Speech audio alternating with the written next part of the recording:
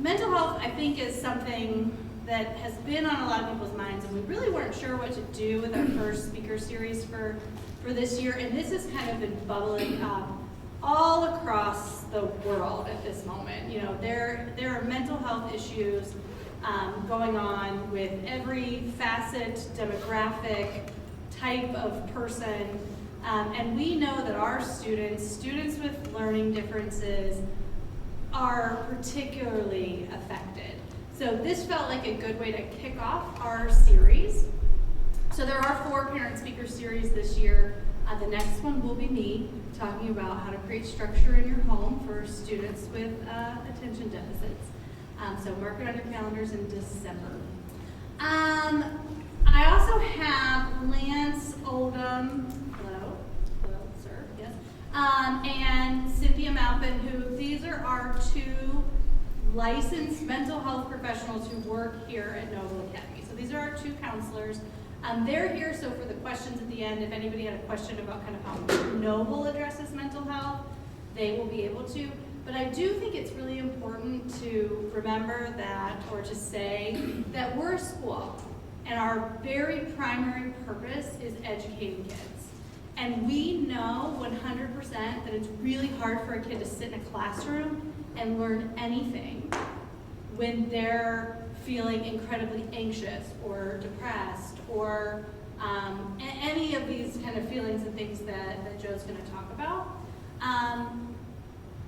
And we work very hard here to address those things, but our ultimate goal is to kind of triage and return to class and then work with outside providers to make sure that our kids are as healthy as they can. So I don't want to present Noble as some sort of mental health solution, because we are not. We are definitely an educational institution focusing on educating our kids, but we do have, for 160 kids, 2 licensed mental health professionals who work here, because we know that our kids sometimes need just a little bit more than just that kind of collaboration externally. And then the whole purpose of this is that we know a lot of the mental health support that our kids need and get comes from inside of your home. So we want to try to help you understand and equip you as best you can. We all can, partnership. So with that, I'm very excited to introduce Joe Hughes. And I've just decided I'm not going to read your bio. But Joe Hughes is a member of our board of trustees here at Noble Academy, but she is also an amazing, amazing mental health professional who works with many of our students, has done great work with education for our faculty, and is a great advisor to me. So she will tell you a little bit more about why she's qualified to talk to you, but I do promise that she is. So please join me in welcoming, is this the best introduction you've ever got? Yeah. All right, Joe Hughes.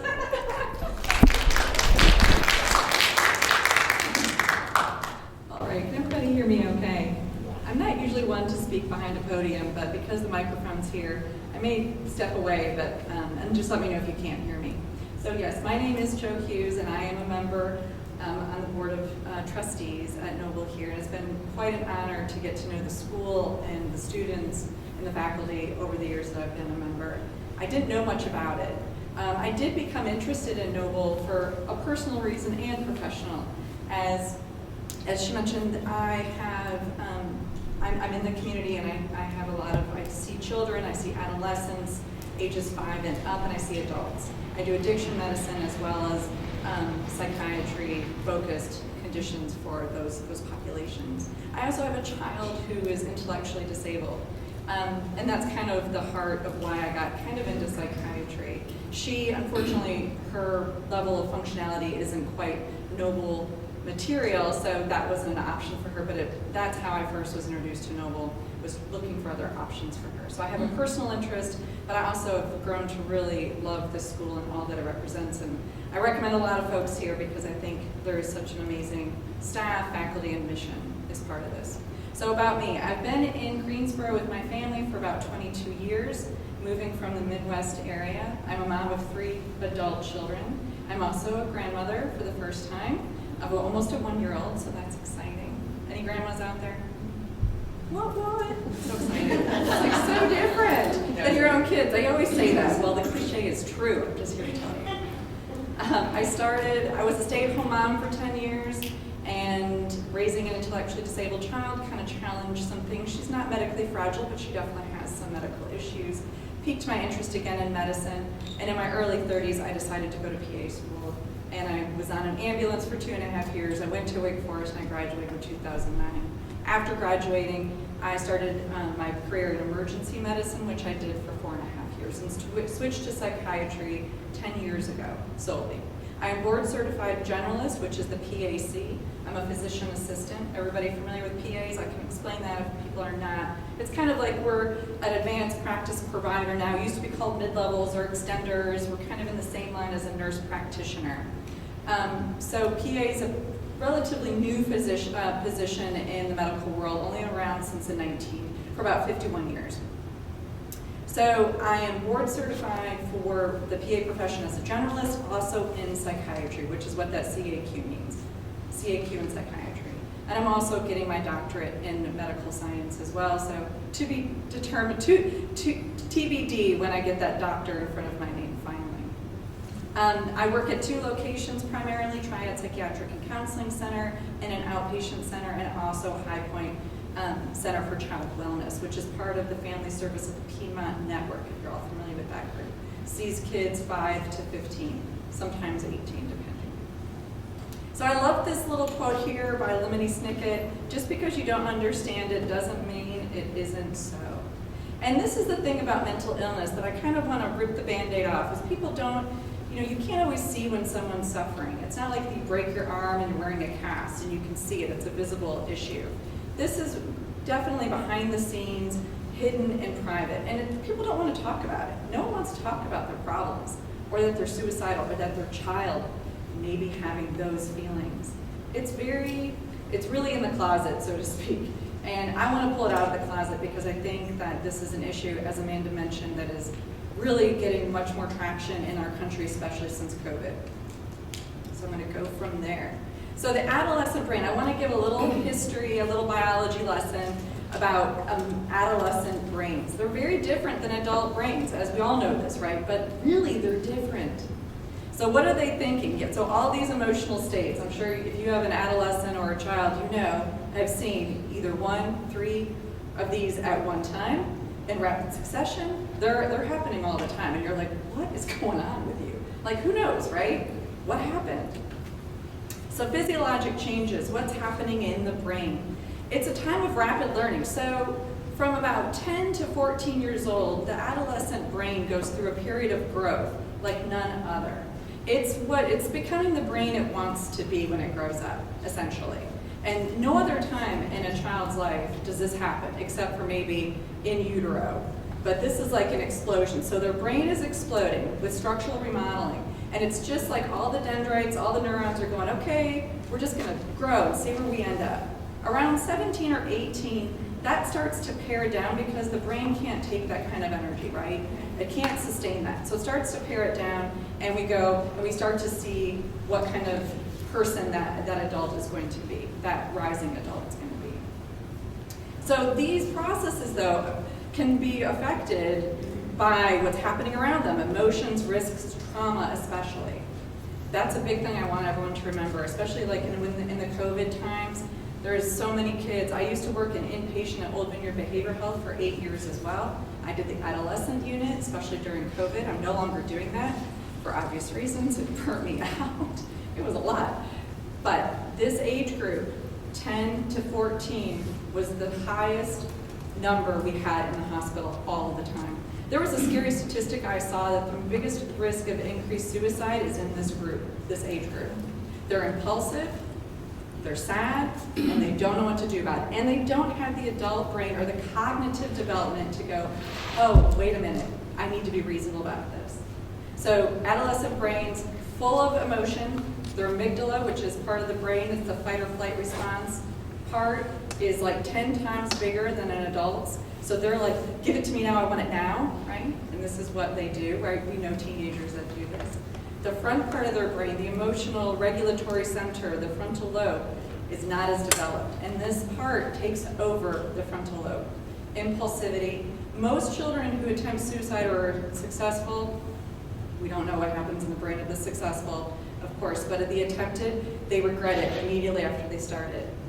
How many children I saw in the hospital that took pills to end their life and then went, wait, hold on, and went to tell somebody. We're scared, right? Very impulsive. So remember those things. They can't help it always because their brain's doing this. This kind of talks about what I mentioned, and these are typical changes. These are cognitive changes, typical behaviors. During 11 to 14, they're developing new skill sets. They're trying new things out. They're using humor and arguing to try and figure out how the world works. They don't really understand about thinking ahead about consequences. They're very, very impulsive because, again, that's the way their brain is. By middle adolescence, 15 to 18, we get more logical. They start to think more. They're like, oh, cause and effect. They start to think more globally. They have more empathy for others. Does this sound true to the teens you know and the kids you know? Yeah. Late adolescence from 18 to 26, and really the brain does not stop growing until 26 years of age. We start getting more of that reasoning starts to come through. And it's so funny, I have a 20-year-old son, he's my youngest, and he plays baseball at High Point University, and it's so funny, he's so happy, he's doing so great, and he's always been so moody like when he comes home. And for the first time, he's actually as nice to his dad and I when he's talking to us as he is to other adults. So I was like, wow, did you see that? Like, he's actually being nice to us. We're not getting the irritability. But reasoning, I'm like, wow, it's happening. This is so exciting. So wait for it, folks. It'll come. It's hard to be a kid, right? Again, as I kind of talked about, kids, one thing about children is they can't tell you always, they don't have the language to say, oh, by the way, Mom, I'm having a very depressed moment right now. I feel like hurting myself. My self-worth is really low. They just don't have that kind. Some do. I mean, I'm not saying all, but most do not have that ability to structure their emotional response, to be able to verbalize. So us saying, what's wrong, and them going, I don't know, there's a reason. They really don't know, and they can't tell you in that moment. How many kids do you know, how many of your children, is there a pointer on this? Oh, yeah. Right there. How many of you have, like, this look with the hood over, like, I don't want to talk to you, I'm in my room, don't come in. Show of hands who has seen this or experienced this with their children. Yeah, exactly, right? So this is, what are you thinking? Adolescence can be characterized by a conflict of adult-level display of cognitive reasoning with a strong motivations for immediate rewards. Again, I want to make it go away right now. I'm feeling bad. Prevalence, I think that, so I pulled this statistic out just a couple days ago and I was preparing for this, mental health disorders prevalence in ages 13 to 17, just to kind of give you an idea about how common this really is.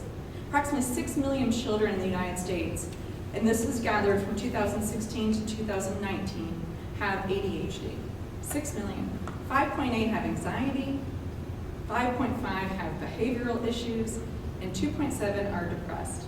Now that's acknowledged depression. So those are, it's out there and it's happening to our students. And I would say that's even higher now post-COVID. So where do these disorders, are they happening? We have depression, anxiety, and behavioral disorders. And you can see this trend. Depression is more common in the 12 to 17-year-old age range, right? When they're thinking about not being included, that middle school years especially, they're impulsive, no one's including me, what am I doing, my low self-worth. Anxiety, same time, look at that, 10%, almost over 10% in that age range. And then behavioral. This is pretty typical that we see that 6 to 11 with those behavioral issues, those ODD issues, and those defiance and oppositional behaviors. We're going to see more in this age group. And these are averages. About 1 in 6 children between 2 and 8 years old, I thought this was interesting, also has diagnosed mental behavioral developmental disorder. And that was from 2016. 1 in 6, pretty high. So let's talk about some anxiety. All these are, I was looking for some graphics, but I thought this pretty much says anxiety is fear, depression, despair, agitation, insomnia, scared. The DSM-5, which is the Bible of psychiatry, lists these classifications. I'm not going to go through all of them, but just to kind of familiarize yourself with, these are all the different anxiety disorders listed. Separation anxiety is the first disorder seen in the human population. And frequently I'll ask, how was the baby when, like, or 2-year-old or toddler, did they have difficulty separating from you? That is, and if the answer is yes, that can be the first diagnostic indication of anxiety disorders. So something even really little, we can start seeing the prevalence of this. And then substance-induced, medication-induced anxiety. More commonly today, we're seeing younger folks going to CBD and THC products. There's Delta 8, Delta 9, Delta 10 now. There's all these products out there that are contributing to anxiety. And kids are like, but it makes me think and it makes me calm. Well, so that may be true in the immediate sense. If you have ADHD with anxiety, cannabis is probably going to calm you down in that moment. But the research is showing us that the longer they're using this, the higher their anxiety is becoming. This developing brain is going to be it's going to become more resistant to being able to regulate itself and more reliant. Again, this is a growing and developing brain we're talking about, which has more of an effect. Facts about anxiety disorders among adolescents. These are just some more statistics. 8.3 have severe impairment, and I'm looking, when I think severe impairment, I'm thinking of those kids that won't go to school, right? Won't go to school, won't get out of their bedrooms, cannot tolerate a regular classroom. And I think I'm seeing more of that in my practice now than ever, because since the pandemic, when folks were, the children were at home and they were studying now, and they had kind of their routine, it wasn't such a bad gig, but also those anxieties, especially these middle school 10 to 14, they really have skyrocketed. And it was during this critical developmental time that I'm seeing more of this. Obviously, I think we can all agree more females than males. And the pandemic effect in the 2021 data, I saw a 26% increase in global anxiety disorders, 26% across the globe. Is it anxiety? Patients come in all the time and say, I've got anxiety. Okay, right. All right, let's talk about what is it? What does it look like? And what maybe it may not be, right? So anxiety in the DSM-5, just generalized anxiety, is excessive worry. It's kind of broad, but it's like that dog with a bone and you can't stop thinking about it. Like over and over and over again. You're worried what your friend said. Then there's social anxiety that only happens when you're around a crowd of people or friends. Most adolescents have social anxiety. It's pretty common. I did when I was in middle school. So what are some physical symptoms? For younger children, they can present with headaches, stomach aches, nausea, diarrhea, chest pain or tightness, insomnia. I have more patients that come in with well-meaning parents who have gone the route of colonoscopies, endoscopies, all these GI workups, severe. Come to me last resort, they have anxiety, I give them a medication, a very small dose of something, and they're better. You have serotonin in your brain, you also have it in your stomach, right? So there's this huge mind-body, mind-gut connection, huge. So if you're anxious up here, that serotonin is just not where it should be, it's depleted, and your belly, it's more, so you can make you anxious, stomach aches happen. Younger children, again, are not going to be able to say, I'm feeling anxious about going to the schoolyard, Mom. They'll say, my stomach hurts, my head hurts. Those are some indications of the physical signs. Is it depression? 56% of depressed adolescents also meet criteria for anxiety. Very, very similar. So something to consider. Half depressed teens have comorbid bipolar or substance abuse disorders. I put that in there because what's the best way to relieve your anxiety? What are you going to do? You're going to drink, you're going to use drugs, you're going to find some other way to relieve that awful feeling you have, right? And if we're not talking about it, where are we going to go for it? Is it ADHD? 25% comorbid with ADHD disorders. Very common. Now, it's rare I see someone that is just pure, as I say, pure ADHD. There's a cartoon from Up. Do you guys remember that movie, that Pixar with the balloons? Well, there's a little dog in there that's just adorable, right? And he's going along, and there's a squirrel, and he squirrels to the side, right? That is happy, like Winnie the Pooh happy, just distracted, really easy. That's ADHD in its pure, beautiful form. Nothing else going on, but just having a disconnect, a dopamine in the frontal lobe. Like, whoop, it's a drip and not a steady stream. Fixable, easy, stimulants do magic for this. Bing, we're done. However, more times than not, ADHD is associated with depression or anxiety, especially anxiety and sadness. I can't focus, I get distracted, I'm up all night, I'm not sleeping, so then I can't focus. There's usually an underlying disorder that's contributory to the ADHD problems. So it's really important to get this diagnosis right, in my opinion. You give a stimulant to someone who really has anxiety or depression or bipolar, and it can make them manic. So it's really important you get that distinction.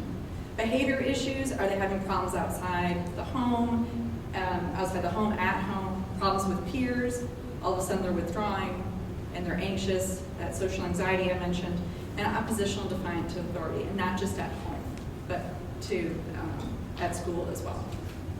So this is kind of some differences. I picked this because I think it's kind of important that we talk about what we're seeing correctly.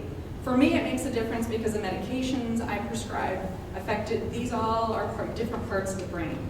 So it's important, like conduct disorder, which is on your far right, is really kind of lending itself more into an antisocial personality disorder, and there's not a lot of medicines to treat that. There's no FDA medications to treat that. Conduct disorder is the serious behavioral stuff. They're legal issues, they're stealing, they're destructive, they're hurting others without remorse or with remorse, but not as much. They're damaging, they're threatening, they're really, like, they are the kids that are like, okay, we need to get the courts involved. ODD, a lot of this can be associated to there are some authority piece to this, but this is against authority in general. Resistant, spiteful, not necessarily overactive, enraged in relating to somebody, like, I don't want to have to explain it to you, right? This defiance, I think we all have a pretty good idea what that looks like. They're usually negative too, like, nothing is ever going to happen, I'm never going to get better at this, I'm the worst ever, right? And they're touchy, you kind of walk on eggshells around them a lot of the time.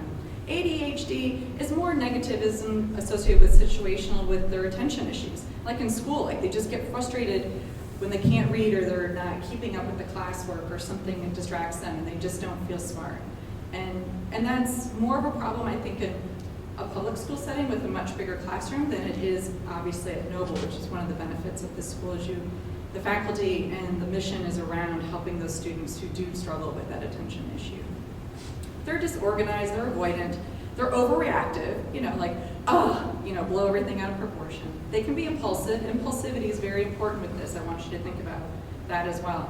ADHD folks, there's some statistics. I went to a conference where they were talking about this related to a new medication, and there was I think they said 16% risk of teen pregnancy for young women, young adolescents who are not treated for ADHD appropriately because they're impulsive. You're in a situation, it's like, what just happened, right? So when you're thinking about your adult, about your young children, and you're like, oh, I'm going to give them a drug holiday, I'm not going to treat them in the summertime or on the weekends, I want you to remember this. More high-ends, yeah, remember this. Higher risk of car accidents, especially in young men. Higher speeding tickets, impulsivity. So ADHD treatment is not just for the school and education, it's for life. You have to have it in all facets of life to have a diagnosis. At home, at school, and with your peers. It has to be in all facets to have that diagnosis. And usually ADHD folks aren't involved in crimes and don't get arrested unless they're driving really fast and they're impulsive. All right, let's talk about trauma. I brought this up because trauma can be a very underlying factor to a lot of our young people. Today, I think more and more kids are experiencing and have traumatic events and early adverse events is what we call them in psychiatry and in medicine. But I want you to look at all these characteristics around trauma. The younger a child is traumatized, and depending on the trauma, it can really emotionally stunt their emotional growth.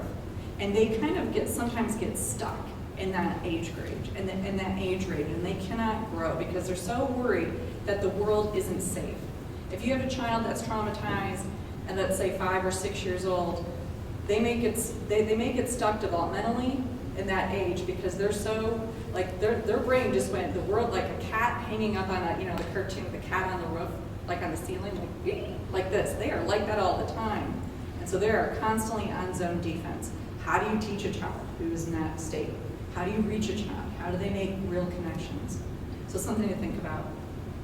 And trauma is varying. We use the word trauma, but it doesn't have to be the worst case scenario that you can think of. It can be something that may seem small to us, but to our students, to our children, it can be a very big deal to them. Like bullying, I know it kind of like, schoolyards. So, some folks are a little bit, more resilient to that. And there are studies that show that there are children who are biologically more resilient to traumatic events, and adults as well.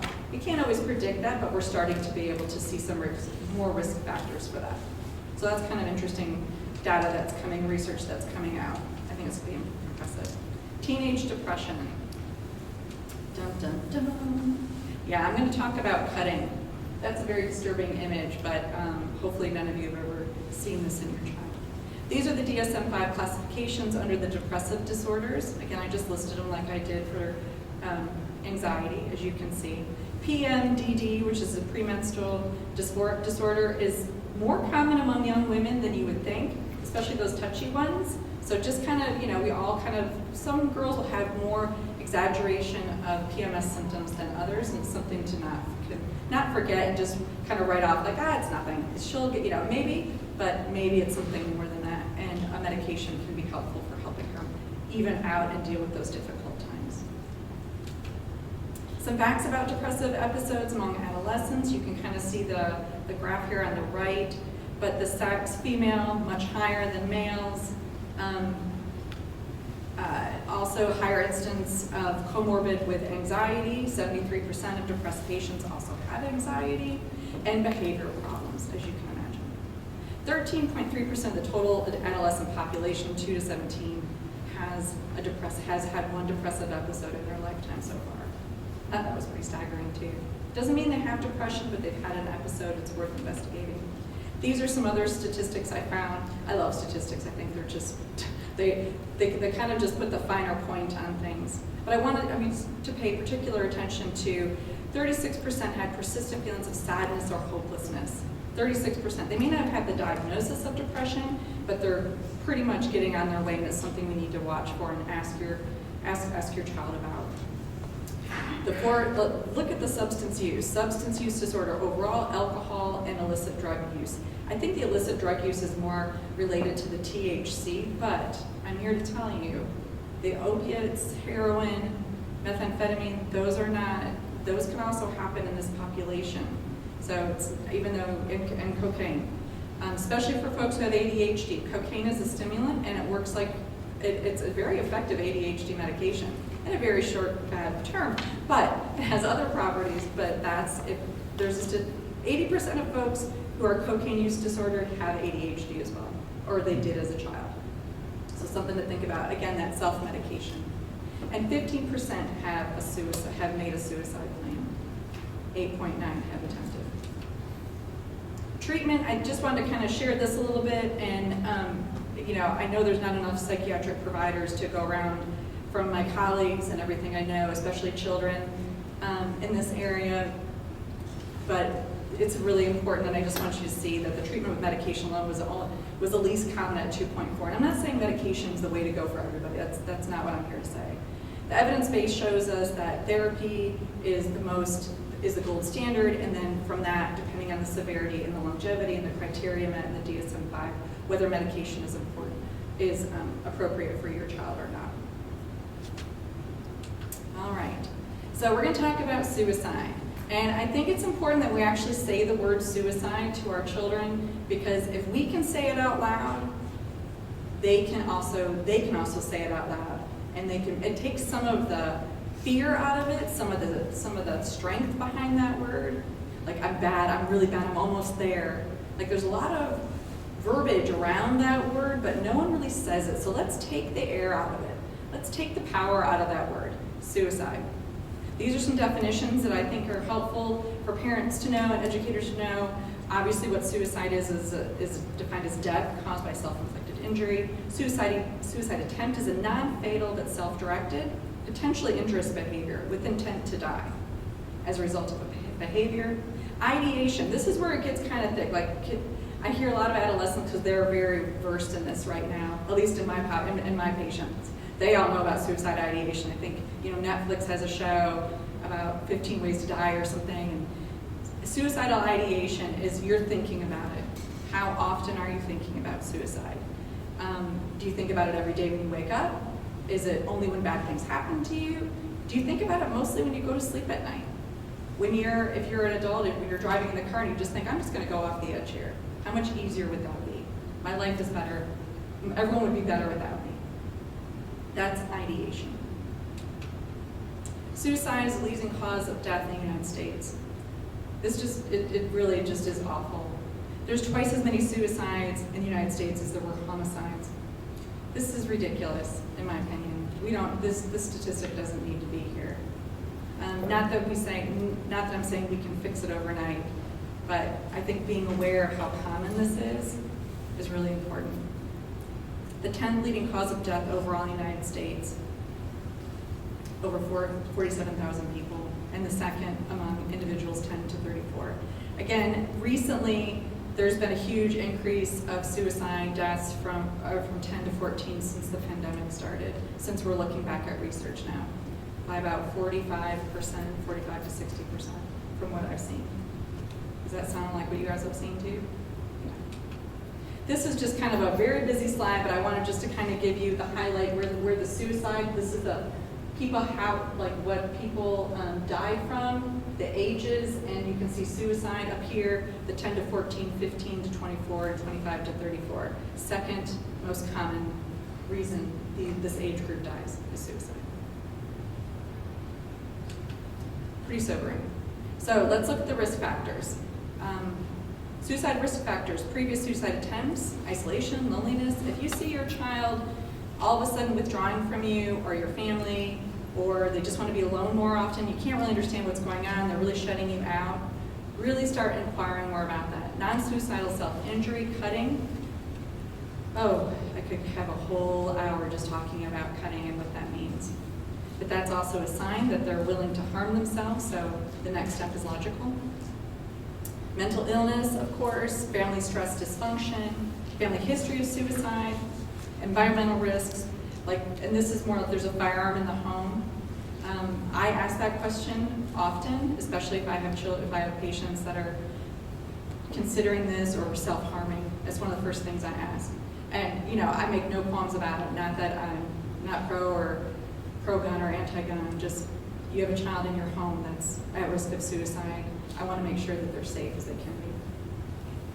Situational crisis. Again, this situational crisis. Remember what I said about how they're impulsive, their brain's not done developing. They're going to act and they're going to do really quickly. So this can be one of the catalysts that gets them to that place. Warning signs. Direct suicidal threats, I'm going to kill myself, we all know that one. But the indirect ones, I wish I could fall asleep and never wake up again. Oh, I just want to die. Suicidal notes, plans, posting TikToks, Instagrams, anything like that. Hopefully some adolescents, I have adolescents that come in and friends who've kind of tattled on them and called their moms when they've noticed some dangerous behaviors. It really puts a lot of onus on their friends. And I kind of try and point that out to them once they're better. I really want you to think about how much stress that put on your friend to be responsible for your life or death. That's huge. And your student, your child may be the one who's counseling them without the tools to do so. So just consider that too. Just like, hey, how are your friends doing? Everyone good in your friend group? Anyone having any problems? Just to kind of get a feel for it if you're that close. Just kind of inquire. Changes in behavior, appearances, thoughts, and feelings, and preoccupation with death. Some of these are pretty obvious. There is a new hotline that came out recently, 988 for suicide. You all familiar with that? 988? No? Okay, well, yeah. So we have 911 for emergencies. Now we have 988 for suicide. There's national suicide hotlines. I have these two flyers, and I just took offline, but they're tips for parents, basically warning signs, what to do, and then reminder for parents, take the threat seriously. Most children want to be heard, right? They just want to know that you care about them, that you're around, and that they're in pain, and they don't have another way to express it.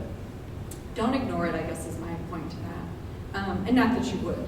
You're here. So you're obviously parents that are concerned about your child and what to look for. So those are just some reminders, warning signs, and what to do about that. And I know that these guys will be able to help you with that as well. So self-inflicted harm, I did want to talk briefly about this. This is something that, you know, is wildly increased in the last 10 years, last 5 years especially. There's two types of patients I have that will engage in self-harm. The one who are, the first patient who is in so much pain, so much depression that they'll cut but they hide it. Like it's on their abdomen, it's on their upper thighs. Nobody can see it. They don't, I mean, they're cutting to relieve pain, emotional pain. And then there's those folks that are kind of just cutting superficially, you know, but kind of wearing it and not very many. I mean, there's people in between, don't get me wrong, I'm just saying the extremes. You know, a little bit here and there to kind of, you know, with wearing short sleeve shirts, and they want people to notice they're in pain, right? They want the attention, they want you to say, hey, I see this about you. What's going on, right? And some are unfortunately also doing it to kind of be with friends, and usually those folks are the ones that do it once and then never do it again, because it's painful. It's not easy. Who self-harms? Risk factors, loss of a parent, illness or surgery, sexual trauma, again, as I mentioned, family substance abuse, obviously family issues are gonna play a piece of this. It's about, I don't have control anymore and I want control back, and I'm in pain. Lack of impulse control, neglect, and lack of strong family attachments. If you don't have a child that is attached to their parent or a significant adult, they're more apt to find other kids their age who are not cognitively aware to handle these issues, and they have inappropriate attachments to these folks that they rely too much on their mental health and their growth. And then these things can happen.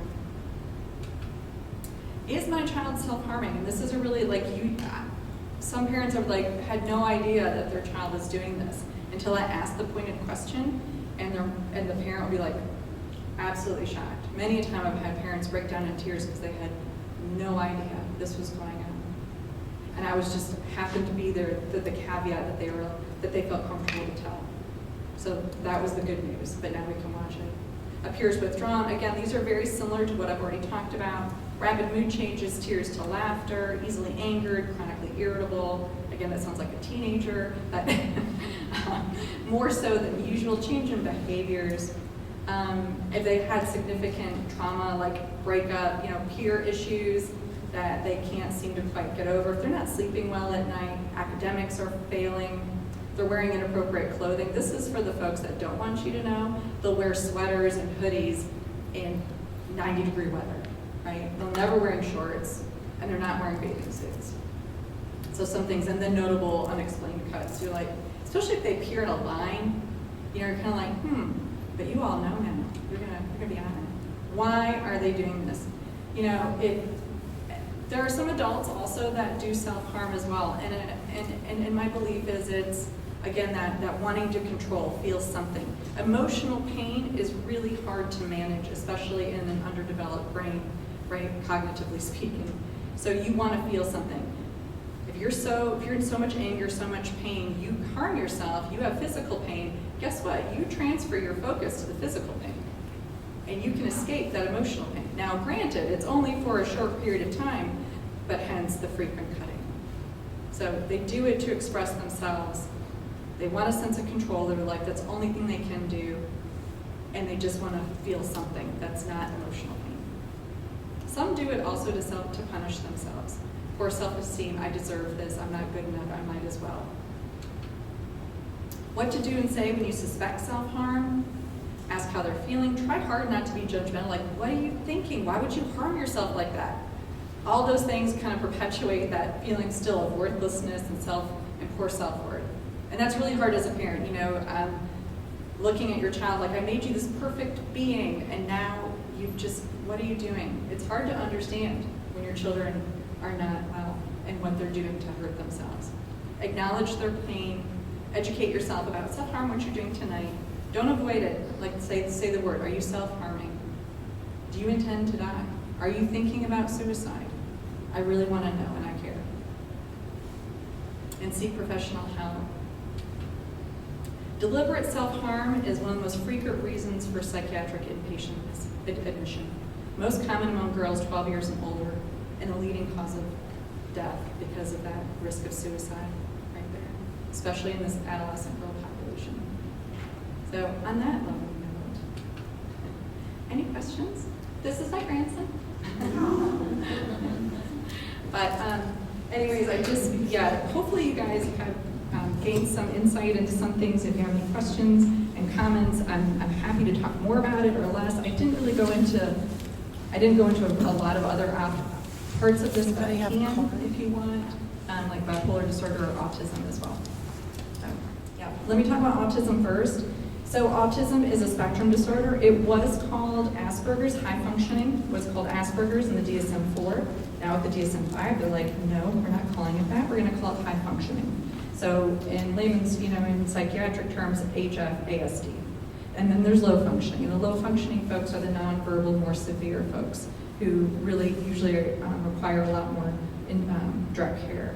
So the high functioning folks do not require as much care, but they are also sometimes more difficult to treat because if you can imagine, for autism high functioning folks, they have all the cognition to know they're different.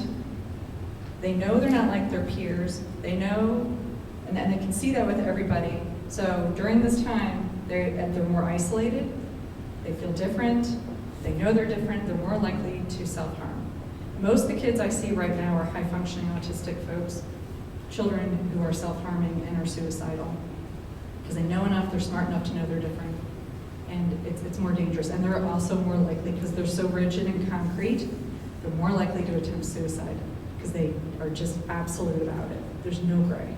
So they're one of the highest suicide rates right now is in this population, high-functioning autism. And that continues as they get older too, doesn't it? It does, except from what I've seen is the older they get, they also tend to reach that puberty level of, if you have, especially in adolescent males, around 20, like most typical adolescent males around 12 to 15 are gonna be like this rage ball, right? Just for no reason, because testosterone just goes crazy, right? You're like, okay, all right, you stay there. High functioning autistic folks, and a little bit lower than high functioning, they tend to show that rage and anger in their 18, 20s, and 21. So if you have a child that's that age group, you're not necessarily going to be through it already. It could still be coming, and watch out for that. I had a man, I work at the ICANN house, so I'm in the ICANN Yes, house. okay. My Nice name to is meet you. Kim, Yeah. I'm the executive director. So I had a man recently call me, and he's 54, Yeah. and just discovering that he has autism. Very, very smart, very high functioning, but one of the things as he's researching, he said, do you know that suicide is significantly higher in those adults with autism? Because they never felt like they socially fed in, right? People are social animals. We live in tribes. That is how we function. That is, what makes us people, right? It's part of the animal kingdom, but also people. It's really important. And if you have high functioning autism, that has always been a deficit for you. Understanding social cues. How do you relate to somebody is very difficult and different. And you know it. That's the big thing. You know it. And there's not a lot you can do about it. I've had a lot of folks, a lot of patients who come in and I suspect autism because I have a pretty good radar for it right now. And once I go through the steps in the process with patients and their families, 9 times out of 10, they're like, thank you. Thank you for giving me an answer we always knew. And the child especially, I always knew I was different. I always knew it. And now, it's like they have an identity. It doesn't make them who they are, but they finally have an explanation in a category to understand themselves and find a place in the world. Because that's what we all want. Children are just trying to find a place and how they fit in. And these folks particularly struggle the most, in my opinion. All right, thank you for the question. Anybody else about the autism while I'm still on it? Yes, ma'am. I think I wrote it down on there, but how does autism and ADHD and bipolar and other medical or mental issues relate to each other? Because I feel like I've heard that they're commonly come in pairs or more? Absolutely. High functioning autism, autism in general, 80% have ADHD. 60% will have depression or anxiety symptoms. 70% have some behavioral issues. Very high comorbidities. It doesn't mean it has to be all at once. It doesn't mean they have to be highly medicated. It's variable. Family history still plays a huge piece in this. Bipolar disorders, especially mood disorders, there's a high familial regularity to this. So if you have aunts, uncles, parents come in, I say, so do you have a crazy aunt somewhere? Oh, everything's fine. But really think, was there somebody out there that just wasn't quite right in your family? Well, yeah, actually, so-and-so. But they don't live with us. I'm like, I understand they don't live with you, but they're part of your family. Substance use disorders are another big indicator of family issues that may be, again, masking a mood disorder or anxiety. Again, escaping the pain, self-medicating. More common, right, in the older populations than I'm now younger too, actually. But you were asking about, as far as the difference between all those, there's a lot of overlap. Psychological testing, I think this is one of your questions too. Psychological testing is different than what I do. I do an assessment of medication management and diagnosis. If you need a psychological evaluation to determine your learning style, if you have anxiety, ADHD, you need to refer to a psychologist, which is a PhD, or sometimes some LPCs also do it. They're licensed and certified to do this. Do you guys do it here? Yeah. It takes a special certification, from my understanding. I'm not super versed in this, but my understanding, and it's a usually 2 to 3 day process where they sit over a period of time. They go through some diagnostic testing, and then it becomes an evaluation. My daughter just had one recently, and it was a much more brief version of that. So there's all sorts of versions, but I do know if I'm kind of on the fence between what is going on, I suspect autism, high functioning, and also ADHD, but they're also anxiety. Because these folks, these adolescents, I love them. I swear they're my favorite patients, high functioning autism. No offense to anybody but because they're so fascinating. And they come in, they know exactly what's wrong with them. I know what this, and I have this, and I have this. And we have a very intelligent conversation about diagnosis and medicines, and it's really fun. It really makes me work really hard. But I do love them. And so if I'm on the fence about it, and they're really, very anxious and they want this, I will treat them in a way that's appropriate, but I will also send them out for this functioning, this testing. Because it has two pieces here. A, it gives more of a definitive diagnostic tool than a screening and something, meeting criteria checklist, right? Two, if they're in school and let's say they want to go on to college or higher level education, or even in the public schools or even here, it helps with assessing where they are learning and where their learning needs are best met and what kind of accommodations they may need. It's a better documentation that will follow them in their educational path as well. All right, any questions about that? Comments, concerns? Okay. Do you have any suggestions on how to handle when you notice gap in emotional behaviors, not keeping up with peers? Yes, therapy. Therapy is a really important tool here because it, especially for adolescents who don't have that cognitive, and not just high functioning, but typical students too, don't understand if there's trauma in their home, a variety of reasons. COVID, who knows, struggling, they don't have the capacity to solve all their problems. They will tell you they do, but they do not. So therapy is one of the best modes to help these folks and these kids really get into what's happening, give them some coping skills and strategies that can be used at home in a healthy, productive way. I'm not just talking like counting backwards, but things that really can be working. And sometimes you gotta get creative, but that can be something that's really helpful. And that's where I would first take my child. Unless they're suicidal, I can't say this enough, if you suspect your child's suicidal, do not pass go, do not collect $200. You take them to be evaluated immediately. End of sentence. Okay. Let's see. Trauma. Can you speak to adolescents who have been adopted, both domestic and foreign? Oh my gosh, who asked this question? Oh, okay. This is so fun. I can't, you're reading my mind. So, as I mentioned, I'm in this doctorate program, and my dissertation is going to be on complex trauma of foreign adopted children. And it's about how, specifically, children who've been traumatized early on, like 0 to 6 years, especially in the formative years, they're not held, they have no attachment. And this happens in this country too, it's not just foreign based. But if, specifically those children living in orphanages, but children were born to parents who just cannot parent for whatever reason, they have whatever's happening in the home, the child's neglected, they're not fed, they're not held. That has significant issues in how they grow in life. Absolutely, 100%. And it is so important that these kids get the help they need, and sometimes that's not even enough. That neurodevelopmental trauma, basically, is what happened. It stunts the growth, stops the reaction, like they don't form neural connections because they don't have that attachment that they should have had during those baby years. And then once it's gone, it's really hard to return to. It can be done, but I had a very sad case of such an experience, and it ended badly, unfortunately. The treatments for complex trauma, there's a lot of treatments, and you guys can speak more to this. There's specific cognitive behavior therapy for trauma, there's kids, though, need different treatments for that than adults do because of this neurodevelopmental piece that is critical for them.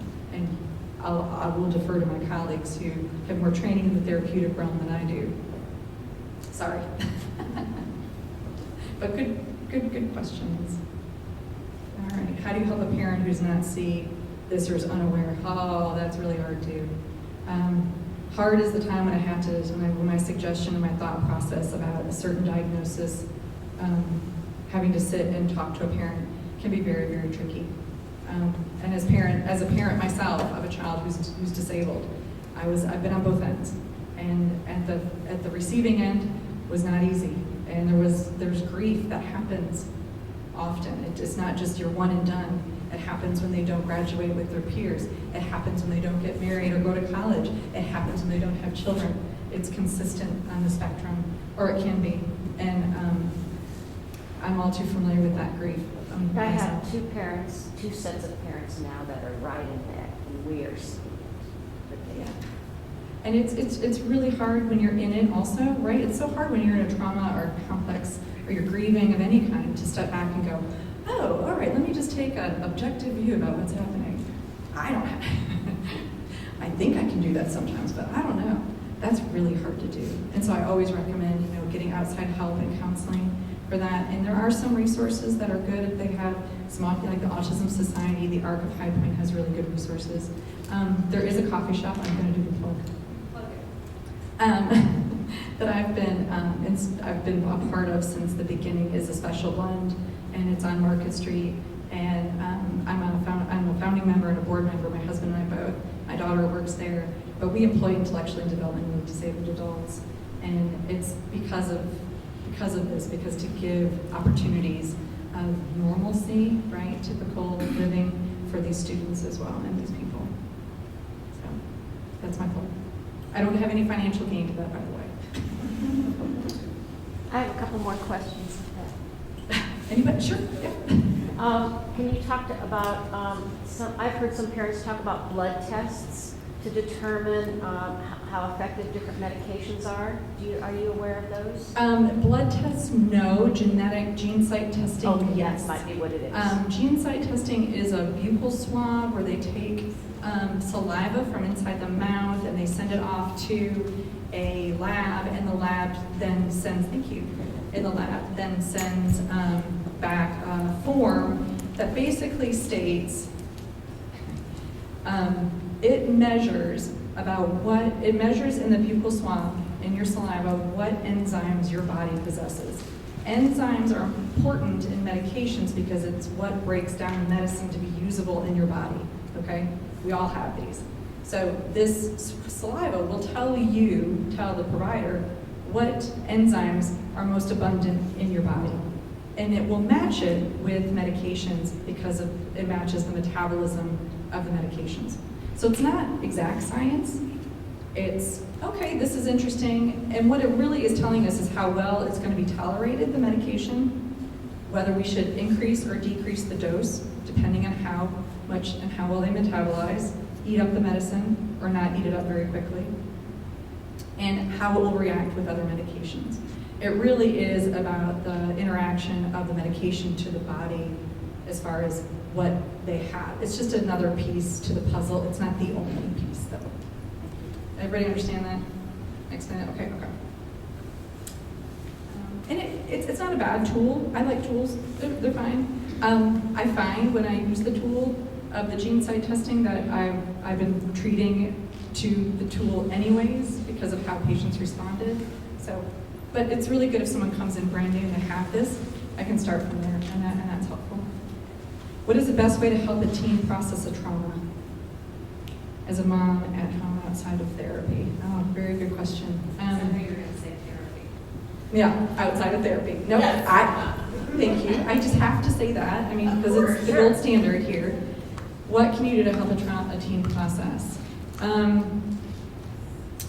Showing support, that you understand they're in pain. Acknowledge their pain. Don't live in the pain with them, but acknowledge that they're in pain. Give them space to feel it, but not dwell in it. Would you agree with this? Yeah. You don't want to, it's the chicken or egg, right? You don't want to sit there and go, okay, let's talk about your pain and let's live it. That can be dangerous, right? We don't want that. We want to say, I hear you, you're important to me, I love you, and you're safe. And I'm here when you want to talk about it. And I think just continuing that, you love your kid, you give them the space and the respect for what they're feeling. It's about respecting them and where they're at. I'm not saying let them do anything they want. That's not what I'm saying. Structure is super important at this time. They need to know their structure and the rules. If they don't, kids say they don't want structure and rule because they're kids, but if they don't have it, all hell breaks loose and they're gonna be visiting her more often. They say they don't want it, but they feel better and secure when they have it. They won't tell you that, but it's the truth, and it's what they need. And that's what separates the parents of being parents and parents from being friend to parents, if you know what I'm talking about. Especially during someone who's been traumatized. They need you to be strong, because they can't be. Was that accurate? Would you agree with that? Okay. Whew. Felt good. And medication, there really is no medication for trauma-based stuff, as far as I'm concerned in the medication world, but I can treat anxiety. I can treat symptoms and I can treat underlying conditions for sure, in that way, if it's necessary.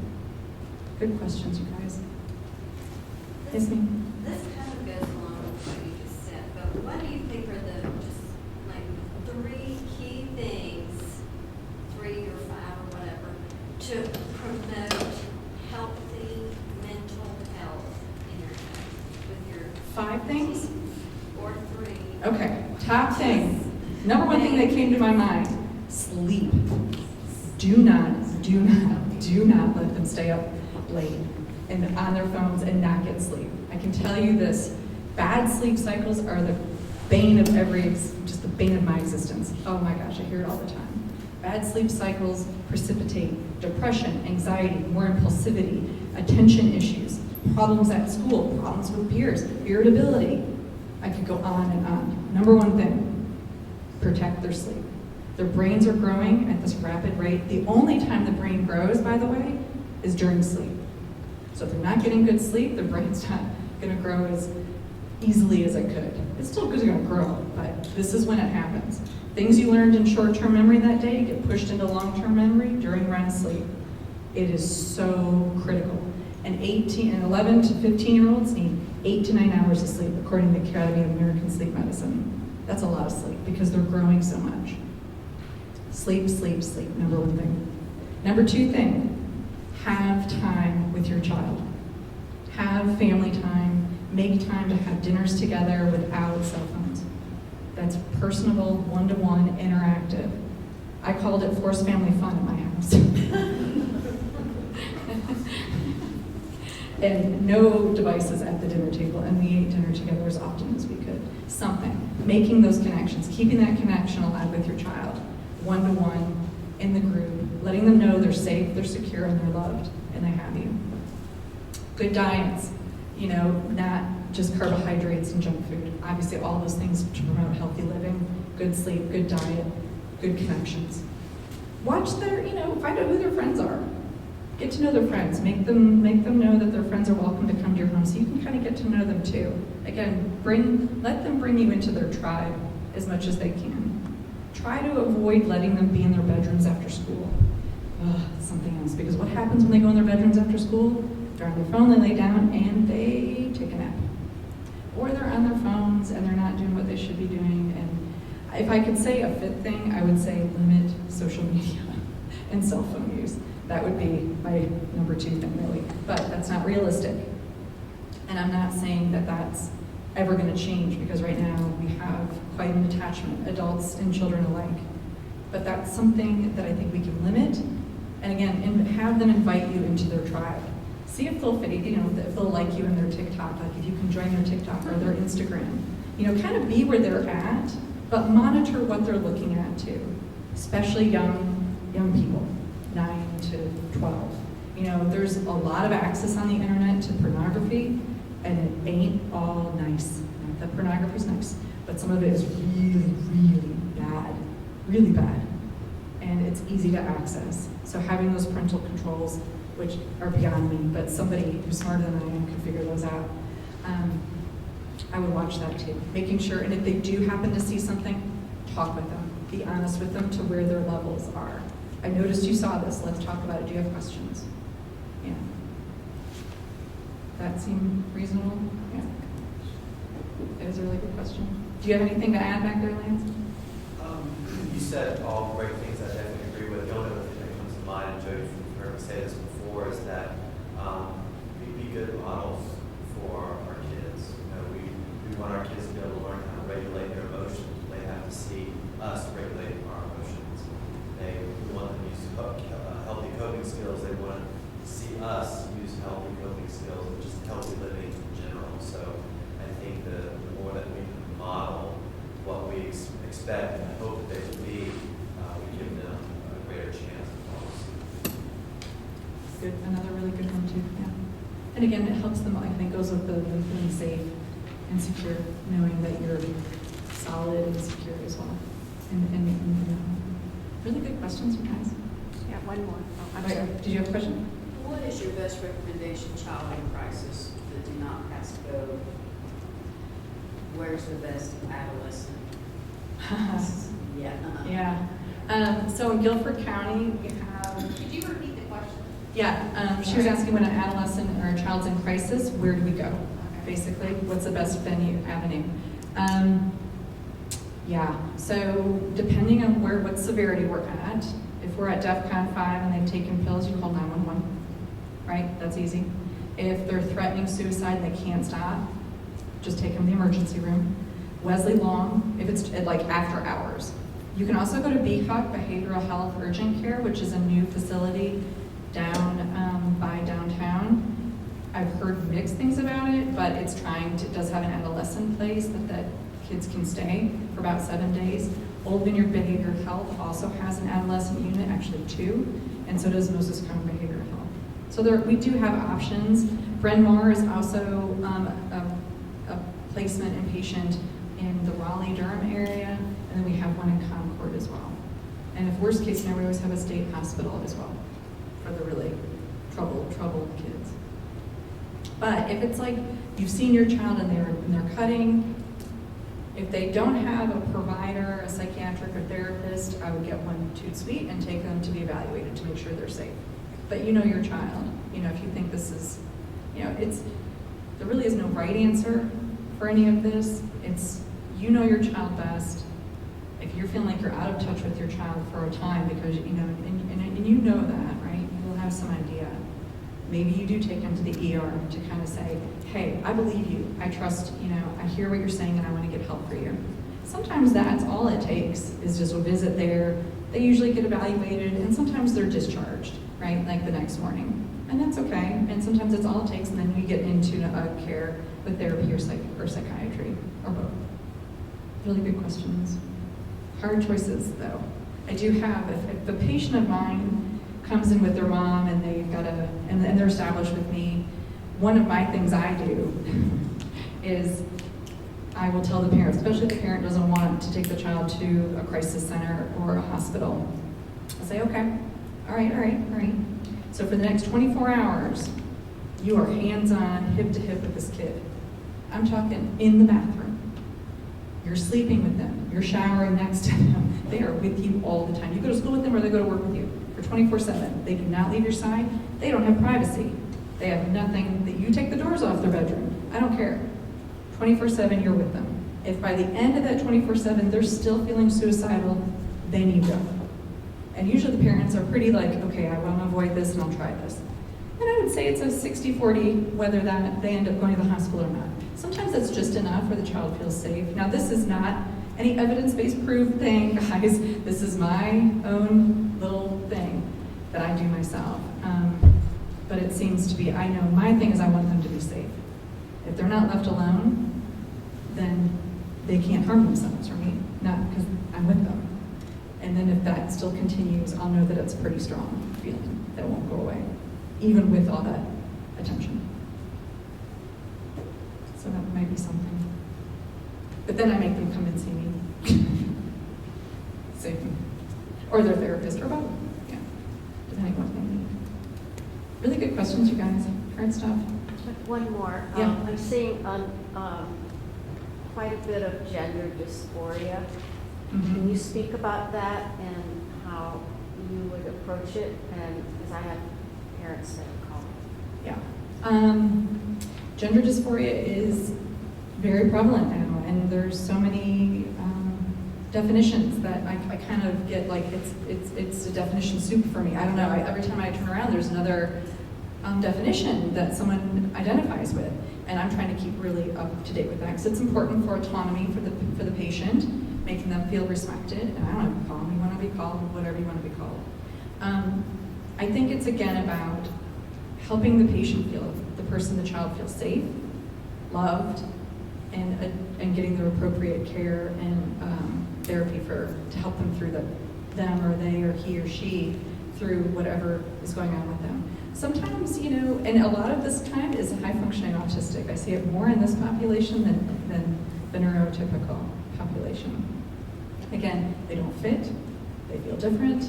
This kind of shows the world they don't fit, but then they do fit in their way, and they find comfort, I've found, in the groups. People. Yeah, like-minded people. If they're not hurting themselves, they're not hurting anybody else, I'm okay with that. It's about how they fit in the world. But there's some really, the Guilford Green is an organization downtown, everyone heard of that? They're very supportive of the LGBTQ community. They have teen groups, they have adult groups, and that's all they do really, is that's their whole thing. But it's a really good group. I have some patients that have enjoyed that group very much. Again, like-minded folks and feeling connections to people. Any more questions? I'll stick around for a minute if anyone wants to talk to me personally. That's fine too. Thank you. Thank you.